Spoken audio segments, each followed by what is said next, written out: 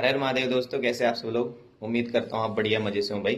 तो जैसे कि आप लोग सुबह मैंने अपडेट दिया था कि रास्ता ब्लॉक है, फाटा में जो है पत्थर आ गए थे, रास्ता बंद था। लेकिन अभी मैंने कॉल करके पता किया, वहाँ पे जो रास्ता वो क्लियर है, खुल गया है। गाड़ियाँ आ रही हैं, गाड़ियाँ जा रही हैं।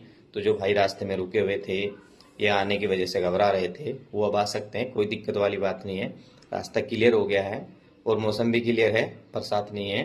तो आप लोग वीडियो को ज़्यादा से ज़्यादा शेयर करें, फॉलो करें, ताकि सभी भाइयों तक ये जानकारी पहुंच गए। और जो भी आ रहे हैं कोई दिक्कत नहीं, आप आ जाइए आराम से। और अगर ऐसा कुछ होगा, कोई दिक्कत या परेशानी होगी, तो मैं आपको फिर अपडेट दूंगा, आप फिर अपडेट देख लेना उसका। ठीक है, तो आप आराम से आइए, कोई दिक्कत नहीं। हर हर महादेव।